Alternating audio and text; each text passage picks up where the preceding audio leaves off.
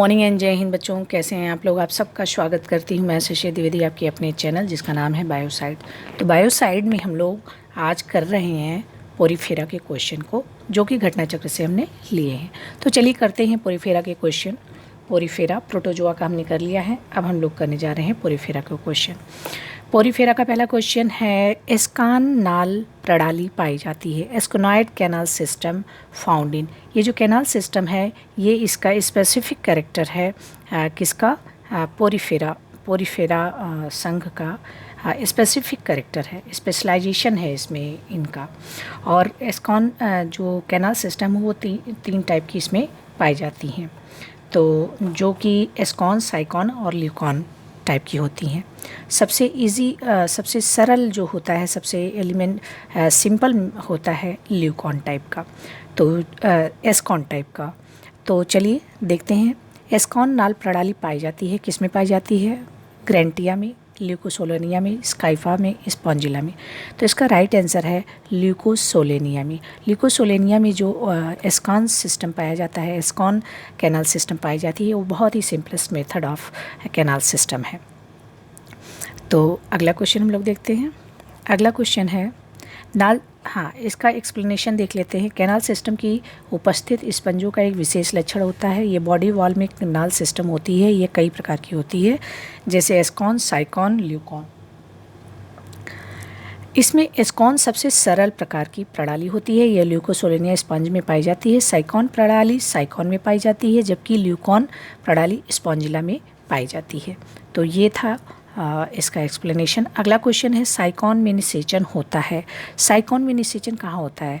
बाहर जल में, देह की सतह पर, स्पंज सेल के अंदर, स्पंज गुहा के अंदर, और अगला है मेसेनकाइम मध्यो।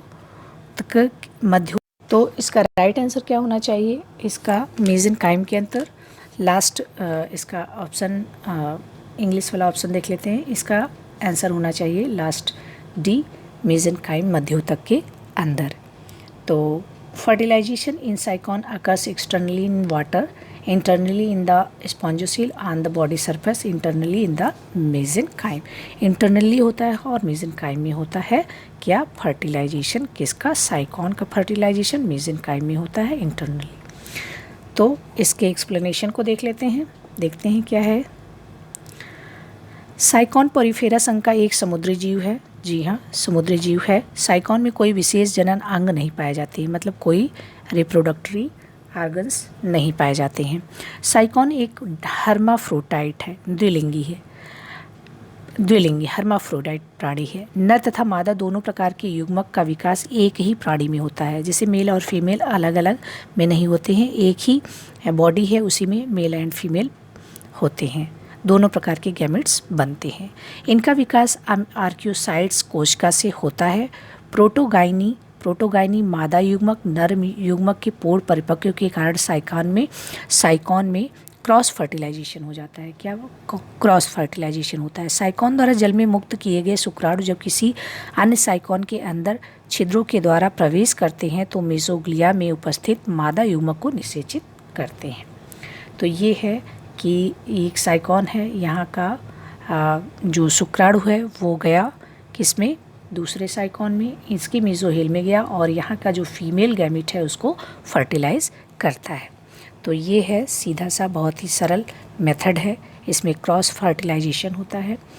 साइकॉन और जल के माध्यम से ये जाता है, पानी के माध्यम से अंदर जाता है। अगले क्वेश्चन को देखते हैं। मोती उद्योग के लिए कौन सा स्पंज हानिकारक है? Which sponges is detrimental to pearl industry. Detrimental हानिकारक मतलब जो उसको डिस्ट्रॉय करता है, नुकसान पहुंचाता है, वो कौन सा है स्पॉन्ज? साइकॉन है, ग्लॉस स्पॉन्ज है, यूस्पॉन्जिया है, क्लियोना है। तो इसका राइट आंसर सबको पता है, क्लियोना है। क्लियोना क्या करता है? क्लियोना को सामान्यतः इसको बोरिंग स्पंज भी कहते हैं। क्या बोलते हैं? बोरिंग स्पॉन्ज भी बोलते हैं। बोरिंग स्पॉन्ज भी बोलते हैं। ये स्पंज ऑयस्टर, मोती प्रदान करने वाले मोलस्क तथा मत्स्य खाद्य के रूप में प्रयुक्त जाता है। की खोल में सुरंग छिद्र कर देता है और इन्हें नष्ट कर देता है। ये क्या करता है, उसमें छिद्र बोरिंग कर देता है, छिद्र कर देता है और उसको नष्ट कर देता है। इसलिए ये क्या करता है, पर्ल इंडस्ट्री के लिए बहुत ही ज़्यादा हानिकारक है। अगला क्वेश्चन, क्लियोना को सामान्यतः बोरिंग स्पॉन्ज कहते हैं, नाम से जाना जाता है। ये ओयस्टर मोती प्रदान करने वाले मोलस्क तथा मत्स्य खाद्य के रूप में जो प्रयुक्त होता है कि खोल में सुरंग में छिद्र कर देता है और इन्हें नष्ट कर देता है। साइकॉन का पोला ब्लास्टुला है। साइकॉन का पोला ब्लास्टुला क्या होता है, the hollow blastula of Sycon is. तो इसका राइट आंसर क्या होगा, स्टीरियोब्लास्टुला, स्टीरियोब्लास्टुला, सीलोब्लास्टुला, स्टीमोब्लास्टुला, एम्फीब्लास्टुला। तो इसका राइट आंसर है stomoblastula. Hollow blastula of Sycon is stomoblastula. देखते हैं इसके एक्सप्लेनेशन को। निषेचित अंड फर्टिलाइज्ड एग जो होते हैं, फर्टिलाइज्ड एग जाइगोट के बार बार विभाजन से ब्लास्टुला का विकास होता है। तो जो फर्टिलाइज्ड एग है उनका डिवीज़न होता है, बार बार डिवीज़न होता है और ब्लास्टुला बनता है। ब्लास्टुला की कोशिकाएं एक एपिथेलियल स्तर बनाती हैं जिससे ब्लास्टोडर्म कहते हैं। ये जो कोशिकाएं होती हैं एक लेयर बनाती हैं, एपिथेलियल लेयर बनाती हैं जिसको ब्लास्टोडर्म कहते हैं। ब्लास्टुला के भीतर तरल द्रव से भरी कैविटी ब्लास्टोसील कहलाती है। अब इसमें जो वो तरल द्रव से भरी होती है इसको ब्लास्टोसील कहते हैं, इसको ब्लास्टोडर्म कहते हैं। साइकॉन में स्टोमोब्लास्टुला का एक प्रकार पाया जाता है। स्टोमोब्लास्टुला एम्फीब्लास्टुला के विकास के समय बनी संरचना है जिसमें ब्लास्टुला खुलकर पार्श्व की कोशिकाओं को निगल जाता है। तो इस तरह से हमने देखा कि स्टोमोब्लास्टुला क्या होता है। स्टेमोब्लास्टुला क्या है, ब्लास्टुला का एक प्रकार है। और ब्लास्टुला कैसे बनता है, जो फर्टिलाइज्ड एग होते हैं बार बार डिवाइड होते हैं और ब्लास्टुला का विकास करते हैं। इसमें जो वाटर वाला पार्ट होता है इसको ब्लास्टोसील कहते हैं और जो एक लेयर एपिथेलियल की बनती है इसको ब्लास्टोडर्म कहते हैं। ठीक है, अगला क्वेश्चन, आलवड़ीय जल का स्पंज है। आलवड़ीय जल का स्पंज है मतलब जो आलवड़ीय जल में पाया जाता है, फ्रेश वाटर स्पंज कौन सा है, स्पॉन्जिला, यूप्लेक्टेला, ग्रैंसिया, स्पॉन्जिया। तो इसका राइट आंसर है ऑप्शन ए। ऑप्शन ए है स्पॉन्जिला। स्पॉन्जिला क्या होता है कि ये मैराइन, अधिकांशतः जो स्पॉन्जेस होते हैं वो मैराइन वाटर में पाए जाते हैं, मैराइन वाटर में पाए जाते हैं, समुद्री जल में पाए जाते हैं। जबकि ताजे जल या आलवड़ीय जल में बहुत ही कम स्पंज पाए जाते हैं। स्पॉन्जिला ऐसा स्पंज है जो कि आलवड़ीय जल में पाया जाता है। तो लगभग क्या होते हैं कि ये मैराइन वाटर में पाए जाते हैं, लेकिन जो स्पॉन्जिला है ये कहाँ पाया जाता है, फ्रेश वाटर में पाया जाता है। ये देखिए इसका अधिकांशतः स्पंज, इसका एक्सप्लेनेशन देख लेते हैं। अधिकांशतः स्पंज समुद्री जल में पाए जाते हैं, लगभग सभी, लेकिन कुछ में जैसे स्पॉन्जिला जो है, स्पॉन्जिला कहाँ पाया जाता है, फ्रेश वाटर में पाया जाता है। अगले क्वेश्चन की तरफ बढ़ते हैं। बेलानचली जंतु पाए जाते हैं। बेलानचली littoral form of animal is found. कहाँ पे पाए जाते हैं लिटोरल फॉर्म, जैसे एक फॉर्म होता है कि जो एनिमल्स होते हैं कहाँ पाए जाते हैं, गहरे समुद्र में पाए जाते हैं कि तैरते हुए पाए जाते हैं, बेंथिक होते हैं, लोटिक होते हैं, लिटोरल होते हैं। इस तरह से अलग अलग टाइप के वहाँ कहाँ पाए जाते हैं उसके आधार पर होता है। तो ये पूछा गया कि लिटोरल फॉर्म कहाँ पर, लिटोरल जो फॉर्म ऑफ एनिमल है वो कहाँ पे पाए जाते हैं। तो इसका राइट आंसर है स्वच्छ जल में, समुद्री जल में, लिटोरल समुद्री जल के किनारों पर, गहरे समुद्र में, समुद्र की तली पर है। तो इसका राइट आंसर है समुद्री जल में किनारों पर। In the sea water near the shore. अगला, समुद्री किनारों पर रहने वाले जंतुओं को लिटोरल, समुद्री जो किनारे पर समुद्र है उसके किनारे पर पाए जाते हैं उनको लिटोरल कहते हैं। गहरे समुद्र में जो पाया जाता है उसको पेलजिक कहते हैं। समुद्र का जैसे किनारा है तो इसमें पाया जाता है लिटोरल, और बहुत ही गहराई में जो पाया जा रहा है उसको पेलजिक कहते हैं, पेलजिक। और तली पर एकदम बॉटम में जो पाया जा रहा है वो बेंथिक कहते हैं, उसको कहते हैं बेंथिक। तो ये है लिटोरल, समुद्र के किनारों पर, गहरे पानी में पेलजिक, बिल्कुल बॉटम पर पाया जाता है। बॉटम से भी आप याद कर सकते हैं, समुद्र की तली पर बॉटम पर पाया जा रहा है उसको कहते हैं बेंथिक। अगला क्वेश्चन, स्पंजों में कंटिकाएं होती हैं, जो स्पाइंस पाए जाते हैं, जो कंटिकाएं होती हैं, स्पिक्यूल्स होते हैं, वो किसकी बनी होती है? रंध्र कोशिकाओं द्वारा, कंकजन कोशिकाओं द्वारा, और अगला है सपाट कोशिकाओं द्वारा, संचयाणुओं द्वारा। तो पोरोसाइट, स्क्लेरोब्लास्ट, पिनोसिस्ट एंड थियोसिस्ट। तो इसका राइट आंसर क्या है? स्क्लेरोब्लास्ट। कहीं पर भी अगर कंटिकाओं की बात है, स्केल्स की बात है, स्पिक्यूल्स की बात है, तो स्क्लेरोब्लास्ट। तो इसका राइट आंसर स्क्लेरोब्लास्ट। इसको हम इंग्लिश में ही याद रखेंगे, ज़्यादा सही है। कंकजन बहुत कठिन है, पता नहीं क्या है। कंकजन कंकाल से लिया गया है। तो ये जो कंटिकाएं होती हैं ये बनती हैं स्क्लेरोब्लास्ट सेल से।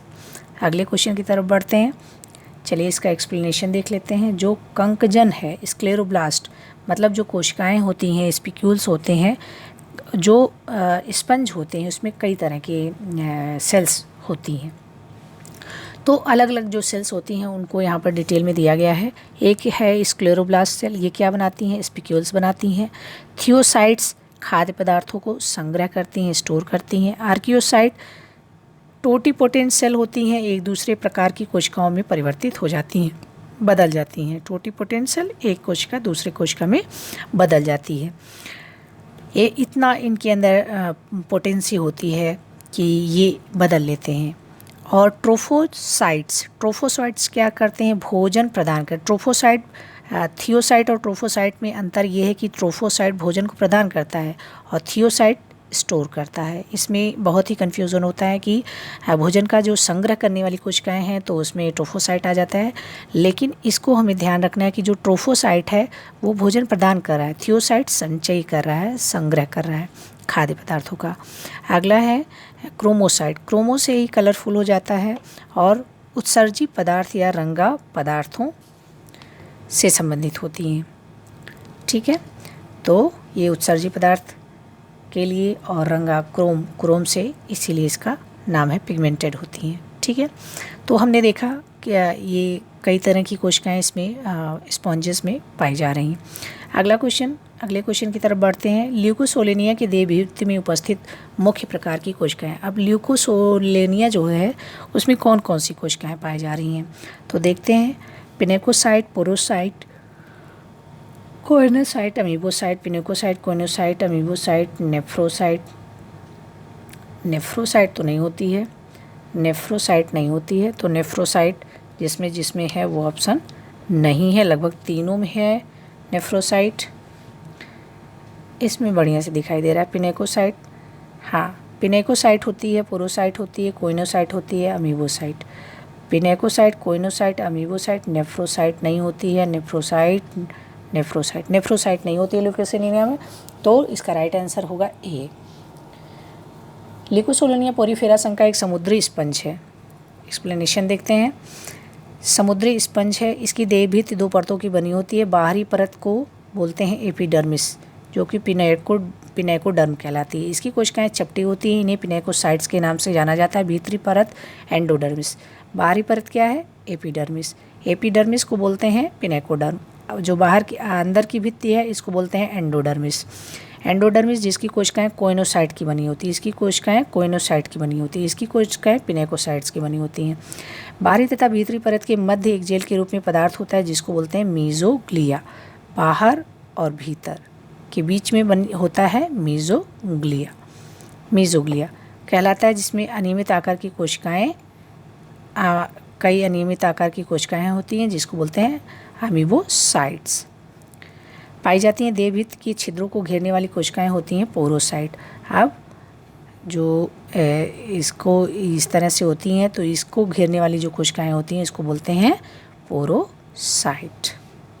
पोरोसाइट्स। ठीक,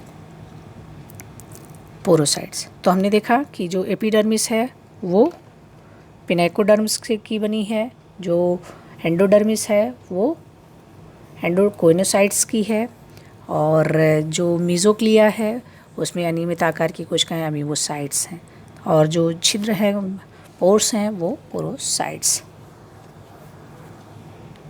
उसको घेरे हुए हैं। अगला क्वेश्चन, मेटाजोआ प्राणियों का उद्भव जिस एक स्टॉक से हुआ है उसे क्या कहते हैं? मेटाजोआ प्राणियों का जिस एक स्टॉक से हुआ है। Origin of all form of Metazoa from a single stock is called. इसको क्या कहा जाता है? उस स्टॉक को क्या कहा जाता है? इसका option monophyletic origin, polyphyletic origin, diphyletic and oligophyletic origin. तो इसका राइट आंसर है मोनोफाइलेटिक ओरिजिन। मोनोफाइलेटिक। मेटाजोआ प्राणियों का उद्भव जिस स्टॉक से हुआ है उसे कहते हैं मोनोफाइलेटिक। तो प्रोटोजोआ से मेटाजोआ का जो ओरिजिन के संदर्भ में तीन प्रमुख सिद्धांत तीन सिद्धांत दिए गए हैं। इसके एक्सप्लेनेशन में जाएंगे डिटेल में। ये देखिए, प्रोटोजोआ मेटाजोआ की जो ओरिजिन होती है इसमें तीन सिद्धांत दिए गए हैं, तीन प्रमुख सिद्धांत दिए गए हैं। एक कॉलोनियल थ्योरी है, दूसरी सिंसाइटल थ्योरी है, सेंसिशियल थ्योरी है, और तीसरी है पॉलीफाइलेटिक थ्योरी। तो ये है तीन theory, colonial, syncytial, polyphyletic theory.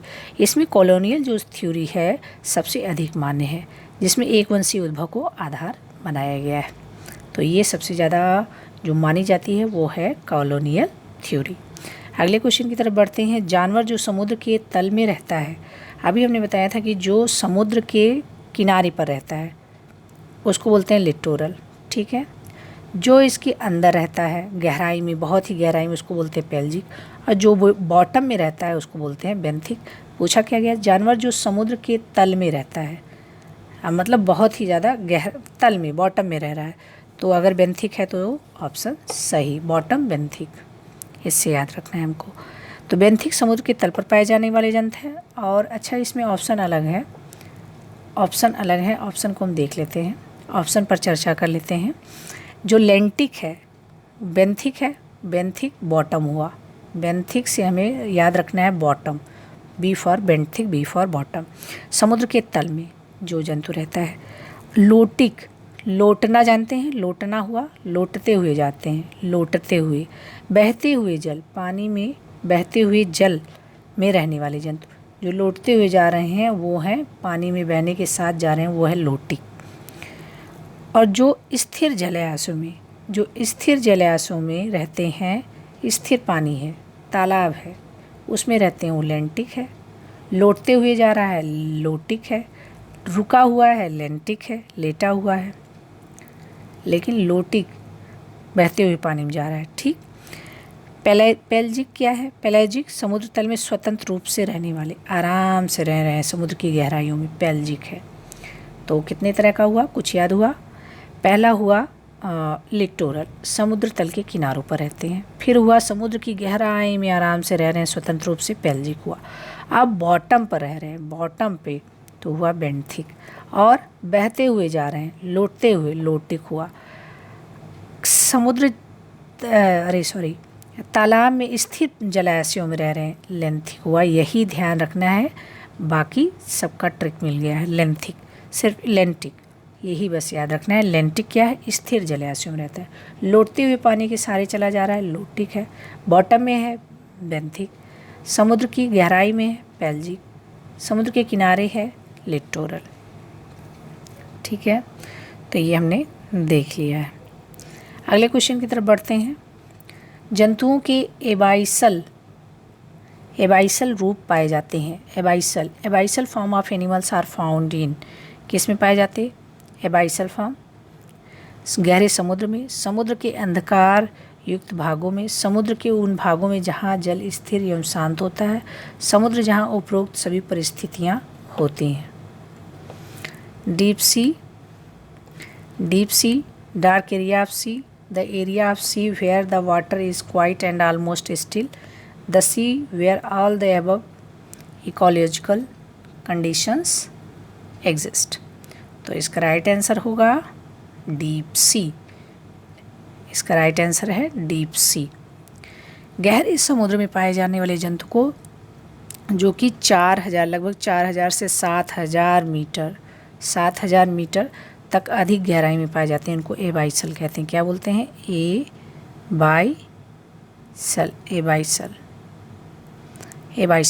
Abyssal किसको कहते हैं? जो समुद्र की गहराई में पाया जाता है, डीप सी में। बॉथ स्पंज क्या है? Bath Euplectella, Euplectella, Gorgonia, Velella, Spongia.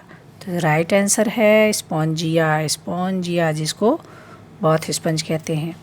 इसका जो हॉर्नी स्पंजी तंतुओं का बना होता है, कंकाल का रंग उड़ाकर सुखा लिया जाता है, फिर इससे बाथिंग की जाती है, इसीलिए इसको बाथ स्पंज कहते हैं।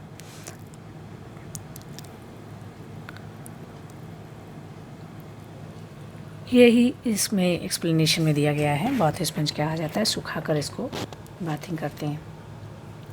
चलिए, निम्न में से कौन सी प्रकार की कोशिकाएं स्पंज में भोजन संचय करती हैं? भोजन संचय और भोजन प्रदान करना, दो चीज़ें थी। तो भोजन संचय करने का काम थियोसाइट्स का था और भोजन प्रदान का ट्रोफोसाइट का। Pinacocytes, coenocyte. कोइनोसाइट कहाँ था? जो पहले जो एपिडर्मिस का वो था उसमें पिनेकोसाइट्स था, पिनेकोसाइट्स। स्पंज की देह गुहा जो बॉडी वॉल है उसमें 3 लेयर होती हैं। इसमें थियोसाइट्स मेसोसिल मध्यस्तर में होती है जो भोजन संचय का काम करती है, ये हमने पहले ही बता दिया है। जो भोजन संचय का कार्य ट्रोफोसाइट्स भी मेसोफिल में होती है, मेसोफिल में होती है, इसका कार्य क्या होता है ट्रोफोसाइट का? भोजन प्रदान करना। देखिए दोनों ऑप्शन दिया गया है, तो इसमें हम अगर क्लियर नहीं रहेगा तो कन्फ्यूज़ होकर गलत टिक कर सकते हैं। और पिनेकोसाइट्स बाहरी स्तर, पिनेकोडर्म तथा कोइनोसाइट्स भीतरी स्तर में होती है, जो मुख्यतः रक्षात्मक प्रोटेक्टिव लेयर होती हैं, दोनों पिनेकोसाइट्स और कोइनोसाइट दोनों ही। अगला क्वेश्चन, यही इन्होंने एक्सप्लेनेशन में इसी को बताया है। 3 लेयर होती है, थियोसाइट्स मध्यस्तर में होती है और ये भोजन संचय का काम करती है। ट्रोफोसाइट भी मेसोफिल में होती है, जो ठीक है। अगला, स्पंज में कशाभ युक्त कोशिकाएं होती हैं। कशाभ युक्त फ्लैजिलेटेड कोशिकाएं कौन सी होती हैं? पाइनेकोसाइट, कोइनोसाइट, पोरोसाइट, थियोसाइट। देखते हैं इसका राइट आंसर क्या होगा। तो इसका राइट आंसर है कोइनोसाइट्स। कोइनोसाइट्स क्यों? तो इसका राइट आंसर है बी, कोइनोसाइट। कोइनोसाइट कोशिकाएं जो होती हैं वो फ्लैजिलेटेड होती है। स्पंज में कोइनोसाइट या कॉलर कोशिकाएं फ्लैजिलेटेड होती हैं। ये कोशिकाएं स्पंज की बॉडी वॉल का भीतरी स्तर बनाती हैं, कोइनोसाइट्स। तो कोइनोसाइट्स कोशिकाएं भीतरी वॉल बनाती हैं, पिनेकोसाइट्स भी भीतरी वॉल की होती हैं और ये प्रोटेक्टिव लेयर का काम करती हैं और ये फ्लैजिलेटेड होती हैं, अगला क्वेश्चन है, स्पंज में कशाभ युक्त कोशिकाएं होती हैं। यही हमने देखा अभी, कोइनोसाइट्स ही हैं, कोइनोसाइट्स हैं। सेम क्वेश्चन है, कोइनोसाइट्स है। अगला, स्पंज में कशाभ कोशिकाएं होती हैं, कोइनोसाइट्स। अगला, सिलिका में कंटिका के निर्माण के लिए सिलिका स्पंज द्वारा संश्लेषित होती है। स्पंज द्वारा संश्लेषित किया जाता है, सहजीवी शैवालों द्वारा किया जाता है, जीवाणु द्वारा आपूर्ति किया जाता है, स्पंज और समुद्री जल में निष्कर्षित किया जाता है। तो इसका राइट आंसर क्या होना चाहिए? synthesized by the sponge, provided by symbiotic algae, supplied by bacteria, extracted by the sponge from the sea water। तो इसका राइट आंसर क्या होना चाहिए? इसका राइट आंसर क्या होना चाहिए? स्पंज द्वारा, इसका राइट आंसर होना चाहिए स्पंज द्वारा समुद्री जल से निष्कर्षित किया जाता है। सिलिका में जो कंटिका है वो स्पंज से करते हैं। तो स्पंजों के, चलिए इसके एक्सप्लेनेशन को देख लेते हैं। स्पंजों के देह भित्ति में, बॉडी वॉल में मेसोफिल स्तर में स्थित स्क्लेरोब्लास्ट कोशिकाएं स्पिक्यूल्स का श्रावण होता है। इसके निर्माण के लिए समुद्री जल द्वारा सिलिका को निष्कर्षित किया जाता है। मतलब समुद्री जल को अगर एक्सट्रैक्ट करेंगे तो हम सिलिका हमको मिल सकता है, तो ये है स्पॉन्जोसील से, स्क्लेरोब्लास्ट से मिलती है। अगला क्वेश्चन है, पैरागैस्ट्रिक कैविटी का दूसरा नाम है। पैरागैस्ट्रिक कैविटी क्या है? Pseudocoel, spongocoel, coelom, gastrovascular gastrovascular system, तो इसका है right answer spongocoel. Paragastric cavity क्या है? स्पॉन्जोसील है। अगले क्वेश्चन की तरफ बढ़ते हैं। स्पॉन्जों की केंद्रीय गुहा को स्पॉन्जोसील कहते हैं, जो सेंटर में होती है स्पॉन्जोसील कहते हैं, इसको स्पॉन्जोसील कहते हैं, इसको स्पॉन्जोसील कहते हैं। और इसी को पैरागैस्ट्रिक कैविटी भी, स्पॉन्जोसील को ही पैरागैस्ट्रिक कैविटी भी कहा जाता है। अगला, समुद्री अखरोट किस संघ में पाया जाता है? Coelenterata, Ctenophora, sponge, Hemichordata. तो इसका राइट आंसर है समुद्री अखरोट, सी वॉलनट कहा जाता है टिनोफोरा को। ये क्वेश्चन पिछली बार GGIC में आया था, टिनोफोरा से एक क्वेश्चन आया था, तो टिनोफोरा को आप ध्यान से पढ़िएगा। जब टिनोफोरा से NCERT से डायरेक्ट क्वेश्चन आया था टिनोफोरा का, GCIC 2018 वाले में, 2018 में वो 21 वाले में आया था ये क्वेश्चन। तो ये डायरेक्ट क्वेश्चन नहीं था कि किस संघ से आते हैं, टिनोफोरा से क्वेश्चन आया था, टिनोफोरा से। तो सी वॉलनट बिलोंग्स टू किस फाइलम से? सी वॉलनट किसको कहा जाता है? टिनोफोरा। समुद्री अखरोट टिनोफोरा संघ के जंतुओं को कहते हैं। इसमें कॉम्ब जेली या समुद्री कॉम्ब जेली या समुद्री अखरोट कहते हैं, क्योंकि इसके शरीर पर 8 अनुदैर्ध्य लॉन्गिट्यूडिनल प्लेट्स पाए जाते हैं।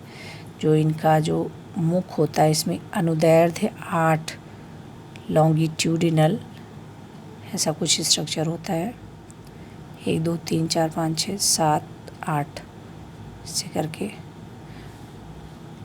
प्लेट्स पाए जाते हैं, लॉन्गिट्यूडिनल प्लेट्स पाए जाते हैं। तो ये थे, this is all about for today. ये आज के सारे क्वेश्चंस, लगभग सिर्फ 18 क्वेश्चन ही घटना चक्र के पुराने में दिया हुआ था, जो हम लोग नई किताब से भी करेंगे। पहले इसको हम लोग फिनिश कर लेते हैं। तो ऐसे ही हम लोग अगर एक फाइलम रोज करेंगे तो कुछ हम लोग का एग्ज़ाम से पहले कवर हो जाएगा। तो आप लोग पढ़ते रहिए, मुस्कुराते रहिए। फिर मिलेंगे हम लोग किसी नए वीडियो के साथ। तब तक थैंक यू, जय हिंद।